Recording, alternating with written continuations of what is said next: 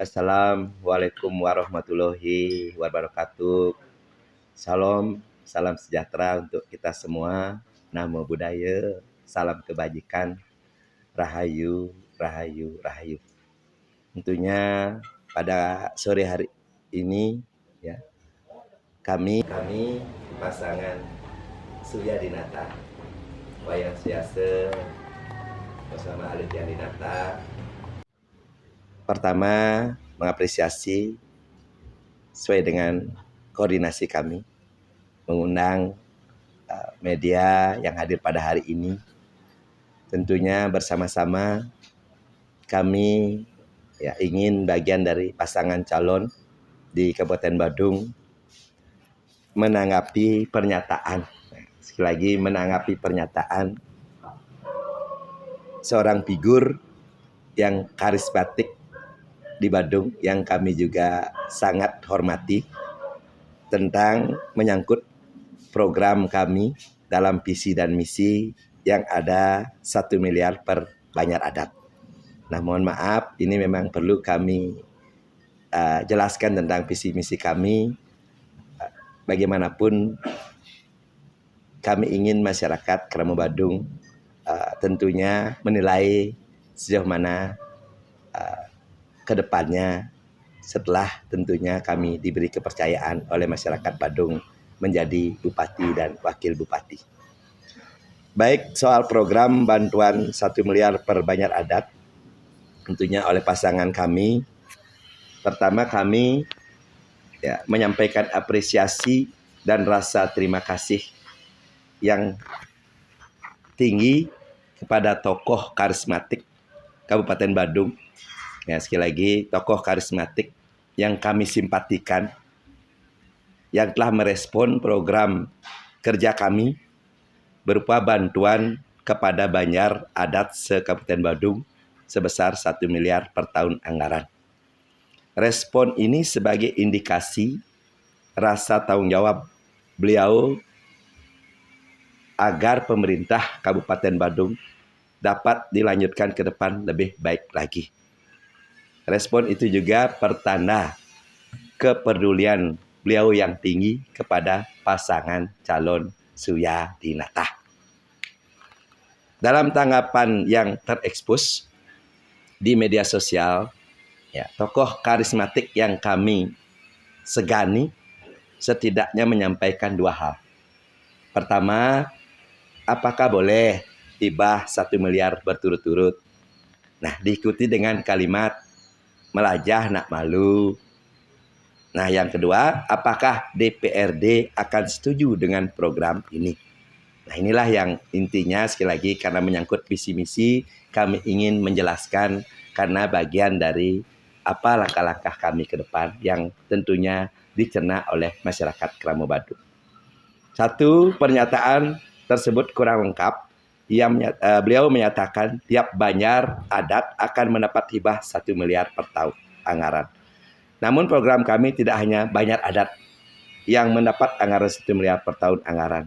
Desa adat pun, sekali lagi desa adat pun di Kabupaten Badung kami akan berikan anggaran 2 miliar per tahun anggaran selama kami menjabat. Itu tambahan. Di samping 1 Banjar Adat, desa adat se-Badung kita berikan 2 miliar per tahun.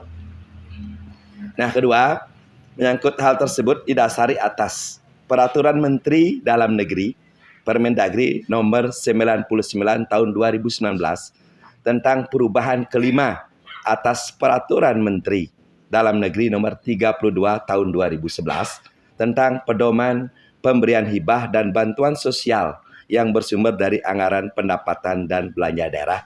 Pada pasal 4 ayat 4 huruf C menyatakan bahwa pemberian hibah sebagaimana dimaksud pada ayat 1 memenuhi kriteria paling sedikit huruf C bersifat wajib, tidak mengikat, atau tidak secara terus-menerus setiap tahun anggaran sesuai dengan kemampuan keuangan daerah. Kecuali, sekali lagi, ada tidak terus-menerusnya, ada kecuali ditentukan lain oleh peraturan perundang-undangan. kami ingin memberi penegasan pernyataan beliau yang menyatakan hibah tak diberikan terus-menerus adalah keliru. Karena Permendagri membolehkan pemberian hibah terus-menerus sepanjang ditentukan lain dalam peraturan perundang-undangan. 3. Peraturan Bupati nomor 8 tahun 2022 tentang tata cara penganggaran, pelaksanaan dan penatausahaan, pertanggungjawaban dan pelaporan serta monitoring dan evaluasi hibah dan bantuan sosial pasal 3 ayat 3 menyatakan sebagai berikut. Pemberian hibah sebagaimana dimaksud ayat 1 memenuhi kriteria paling sedikit A. Peruntukannya secara spesifik telah ditetapkan. B. Bersifat tidak wajib, tidak mengikat. C. Tidak terus-menerus setiap tahun anggaran kecuali kepada pemerintah pusat, Palang Merah daerah, Palang Merah Indonesia daerah, Pramuka daerah, Komite Olahraga Nasional daerah, Korpri daerah, Badan Narkotika daerah, partai politik, dan atau 8 ini penting, ditentukan lain oleh peraturan perundang-undangan. Itu yang tidak terus-menerus setiap tahun anggaran kecuali kepada, ada klausul nomor 8, ditentukan lain oleh peraturan perundang-undangan. 4. Peraturan Bupati nomor 8 tahun 2022 yang ditandatangani oleh Bupati Badung telah mematahkan atau membantah pernyataan beliau itu sendiri bahwa hibah tak boleh diberikan secara terus-menerus. Faktanya ada 7 lembaga yang boleh terus-menerus menerima hibah tiap tahun dari Pemkab Badung. Dan pasal 3 ayat 3 angka 8 Perbub 8 2022 memberi ruang kepada desa adat dan garing atau banjar adat juga bisa menerima hibah tiap tahun. Itu terpenting. 5. Dengan demikian, jika kami diberi mandat sebagai Bupati dan Wakil Bupati Badung terpilih, kami akan mengubah peraturan Bupati nomor 8 tahun 2022 tersebut dan memasukkan unsur desa adat dan banjar adat sebagai penerima hibah terus-menerus sebagaimana diperkuat oleh Permendagri nomor 99 tahun 2019 pasal 6 ayat 5 huruf C bahwa hibah kepada badan atau lembaga sebagaimana dimaksud pasal 5 huruf D diberikan kepada badan atau lembaga. Huruf C yang bersifat nirlaba, sukarela, bersifat sosial kemasyarakatan berupa kelompok masyarakat atau kesatuan masyarakat hukum adat sepanjang masih hidup dan keberadaannya diakui oleh pemerintah daerah. Serta pada pasal 4 ayat 4 huruf C menyatakan bahwa pemberian hibah sebagaimana dimaksud pada ayat 1 memenuhi kriteria paling sedikit huruf C, bersifat tidak wajib, tidak mengikat, atau tidak terus-menerus setiap tahun anggaran sesuai dengan kemampuan keuangan daerah kecuali, sekali lagi, ada tidak terus-menerus tapi tetap ada kecualinya ditentukan oleh peraturan perundang-undangan. 6. Sebagai komparasi hukum dan fakta sosial, desa adat menerima hibah terus-menerus dibuktikan bantuan kepada desa adat sebali oleh pemerintah Provinsi Bali. Ternyata rujukan hukumnya juga Permendagri nomor 99 tahun 2019. Sebagai aturan pelaksanaan ditertibkan Peraturan Gubernur nomor 20 tahun 2022 tentang tata cara penganggaran pelaksanaan dan penatausahaan, pertanggungjawaban dan pelaporan serta monitoring dan evaluasi hibah dan bantuan sosial. 7. Selanjutnya, secara spesifik Peraturan Gubernur nomor 2 tahun 2023 tentang perubahan kedua atas Peraturan Gubernur nomor 34 tahun 2019 tentang pengelolaan keuangan desa adat di Bali pasal 9 ayat 2 menyatakan bahwa pengalokasian APBD semesta berencana melalui belanja hibah kepada desa adat sebagaimana dimaksud pada ayat 1 dapat diberikan secara terus-menerus setiap tahun anggaran. 8. Dengan demikian secara yuridis Permendagri memberikan ruang pemberian hibah kepada desa adat dan garis miring atau banjar adat secara terus-menerus sepanjang ada regulasi yang memberi landasan hukum. Dalam hal ini kami akan mengubah Peraturan Bupati Nomor 8 Tahun 2022 agar memungkinkan pemberian hibah secara terus-menerus kepada desa adat dan banjar adat atau masuk nomenklatur ke-8 selain 7 lembaga yang sudah ada. Nah, 9, mengenai pernyataan bahwa DPRD Kabupaten Badung akan menyetujui atau tidak. Pernyataan ini memberikan kesan bahwa semua anggota DPRD seakan-akan menolak program bantuan hibah 1 miliar per banjar adat dan 2 miliar per desa adat. Jika demikian, tentunya para anggota DPRD akan dinilai publik karena tak menyetujui. Jika tidak menyetujui hibah yang jelas-jelas bertujuan meringankan beban Krama Badung yang merata ini dalam menjalankan upacara baik manusia Dewa Fitrayatnya yang ada di masing-masing banjar ataupun desa adat. Nah, tentunya Kabupaten Badung mengelontorkan hibah sangat besar juga kepada kabupaten lain sebali, itu pun juga memerlukan persetujuan wakil rakyat. Namun karena level status hukum peraturan bupati bukan peraturan daerah, maka peraturan bupati tidak memerlukan persetujuan DPR dalam penyusunannya.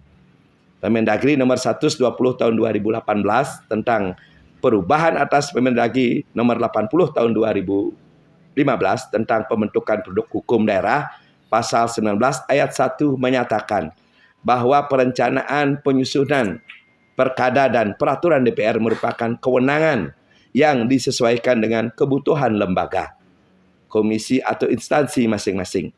Dengan penegasan ini, peraturan bupati tak memerlukan persetujuan DPRD karena wewenang bupati sebagaimana halnya peraturan DPR Kabupaten Badung tak memerlukan persetujuan bupati karena merupakan kewenangan dan kebutuhan masing-masing. Bahwa dalam Perda APBD akan memerlukan persetujuan DPR, kami sepakat.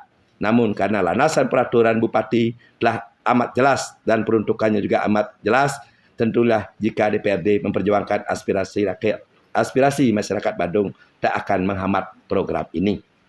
Nah, inti kesimpulan kami bahwa karena ini menyangkut visi misi kami, karena bagaimanapun pasangan Suyadinata didampingi oleh teman-teman masyarakat yang punya intelektualitas, yang memberikan suatu masukan-masukan yang menyentuh untuk kepentingan masyarakat Badung.